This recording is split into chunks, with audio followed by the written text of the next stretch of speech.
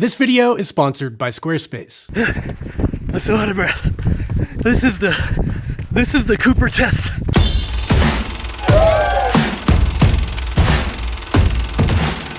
Welcome back, I'm Dave from Chase the Summit, and today I want to talk about something I learned about just recently called the Cooper test.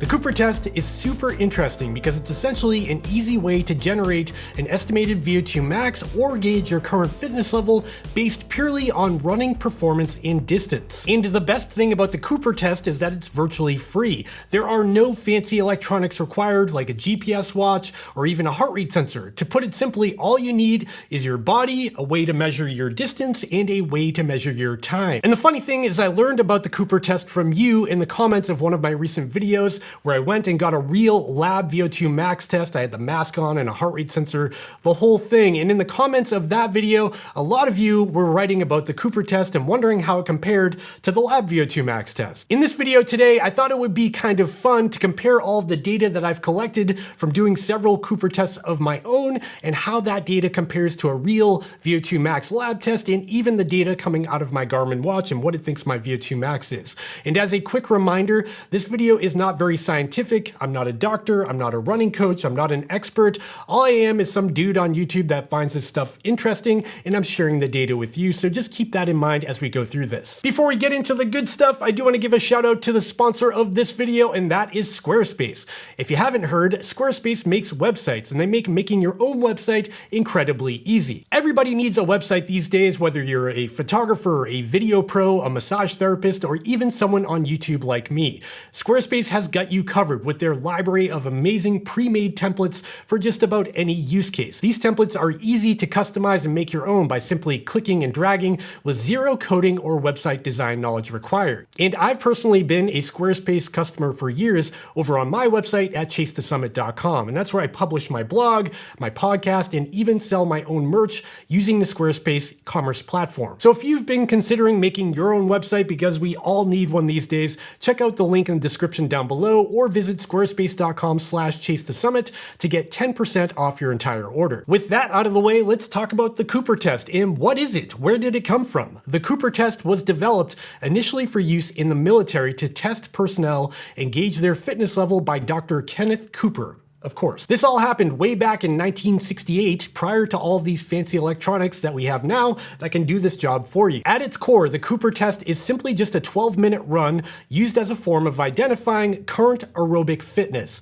The basic idea is to try and cover as much ground as possible as you can in a 12-minute duration, ideally on a flat surface like a running track or even a treadmill. After the run is complete, there's a simple math formula that can convert the distance that you've covered into an estimated VO2 max, which is super interesting. So let's talk about what you need to complete a Cooper test. Like I said, the best part of the Cooper test is that it's basically free, it's easy to do, and you don't need any fancy equipment, but you do need a few things. The first thing you'll need is a timing device. That can be your smartwatch, it can be your phone using a stopwatch app, it can be a real stopwatch, a clock, anything, just a way to tell time. The second thing you'll need is a flat, runnable surface, ideally a track with distance markers or a calibrated treadmill works as well. You can also use a recent GPS effort from a road run that you know you had a really good performance in, that can work as well. But just keep in mind that if you're using a GPS watch and a road run for this test, it won't be perfectly accurate because GPS watches inherently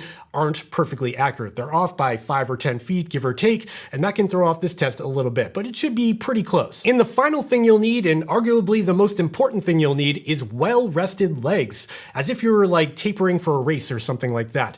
Do not do the Cooper test on fatigued legs where you went out and trashed your legs on a hike the day before. Do this on well-rested legs where you're hydrated, you've got a good night's sleep, you're feeling good, you're feeling motivated, like you're gonna have a good run. That's when you wanna do this test, not when you're wiped out. When it comes to executing the Cooper test by the book by Dr. Kenneth, he suggests that you should go out and do a 10-minute warm-up at a light jog, a light pace, just to get everything moving. After that, catch your breath, and then go out and execute the test. That is a maximum effort, all out, everything you've got for 12 minutes. You want to make sure you're at a sustainable pace for that 12 minutes, but you want to be at your maximum pace, your maximum heart rate, as fast as you can go for that 12-minute duration. As soon as you finish that 12-minute duration, you want to note the distance, whether that be on the track, on a GPS run with your watch, or on the treadmill. Moving into the next step, let's talk about the math formula you need to use to convert that distance to your estimated VO2 max. There's a couple of different formulas. So first of all, if you're working in kilometers, your VO2 max will equals 22.351 times the amount of kilometers you ran minus 11.288. And adversely, if you're working in miles, your VO2 max will equals 35.97 times the amount of miles you ran minus 11.291. I know there's a lot of numbers there, but anyone with a calculator should be able to figure this out. Moving right along, let's get into the good stuff. My personal results in doing the Cooper test several times in different situations. And before I talk about this and my results, keep in mind, I'm not a world-class athlete. I'm just some dad on YouTube that finds this stuff interesting, so don't make fun of me. The first result I want to talk about is on the treadmill. I went on the treadmill, 12 minutes, maximum effort. I killed myself on the treadmill, and I ran 1.8 miles after that 12-minute duration. And using the formula that I just talked about previously, that converts into an estimated VO2 max of 53.45. Next up, I went out on a road run using my GPS watch to measure distance and time, and I ran for 12 minutes at a maximum effort just on my local streets. Now, keep in mind, I live in Massachusetts. We do have some hills and we've got curbs and sidewalks and things like that.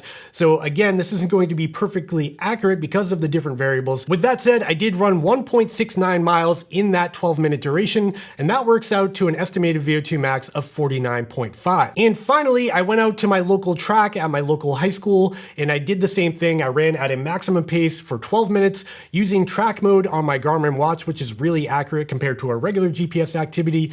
And I ran 1.75 miles in that 12-minute duration, which works out to an estimated VO2 max of 51.7. Now that we've talked about the Cooper test and the numbers I got using that method, let's talk about a couple of other estimated VO2 max measurements I have. First up is Garmin Connect. I've been wearing Garmin's for a long time, so I've got a long history in the Garmin Connect platform when it comes to estimated VO2 max. In my Garmin Epix Gen 2 Pro tells me I've got an estimated VO2 max of 52. On the other hand, I did have that lab test recently, which was about a month ago, so it's not super accurate. It's getting a little bit dated now because I have been training pretty hard recently, and when I did the lab test, it worked out to 51.1. So now that we've gone through all of the numbers, let's talk about how accurate the Cooper test is. Like I said, this is pretty unscientific. I don't have a scientific way of quantifying how accurate the Cooper test is because A, my lab test is about a month old now, so it's not perfectly accurate, and B, none of the other means of measuring VO2 max that I personally have are perfect, including Garmin Connect. However, it does seem like a useful tool that's fairly accurate to keep tabs on your current fitness level and your cardio level, but there are a lot of variables. Now, because this is based on purely your running performance and distance, things like wearing a carbon-plated shoe, running downhill, even hot or cold weather, the uneven surface of the terrain that you're running on, all those things will play a role in how accurate this test can be. In my opinion, though, the Cooper test isn't interesting because it's perfectly accurate. What I find interesting about it is that it's a free way to quantify your fitness. So all it needs to be is consistent. So if you do decide to use the Cooper test, I suggest doing the Cooper test on the same terrain every time just to make sure you have a good baseline to compare to. And I do think using a running track is probably the best way to execute this test because it's the most real world situation you can do with this test, and it's perfectly flat and level, and there's no variables there, so I'll probably stick to doing that, but a treadmill is pretty good as well, even though the numbers do seem a little too good to be true, or maybe not. The point here is consistency, so use the same surface every time, and if you're training, you should see improvements over time, which is pretty exciting. At the end of the day, the Cooper test is super interesting to me as sort of a data geek, and I'm really into this sort of thing. And it's also nice to have in your back pocket as a free alternative to instead of relying on these very expensive fancy electronics. And now's the point I want to hear from you. Comment down below and tell me what your Cooper score was, what the estimated VO2 max was. I'd be super interested to hear from you and how it compares to your GPS watch, whether that be your Garmin, your Coros, your Suunto, your Polar, or even your Apple Watch. Let me know in the comments down below. below and how these two data points compare. I would love to see more examples of how this test actually works on other people, so please comment down below and let me know. It'd be super interesting. And with that, we have reached the end of this short but sweet video. I thought I'd do a short one today. I hope you found it helpful or interesting or entertaining in some way. And if you did, please consider hitting that subscribe button, giving me a thumbs up down below, and check out the podcast that's linked in the description down below that I do on a weekly basis, and I talk about more things like this. And while you're down there, check out the merch store as well. And with all that said, I think this might be the shortest video that I filmed in one shot. I'm proud of myself. Okay, I'll see you next time. Bye.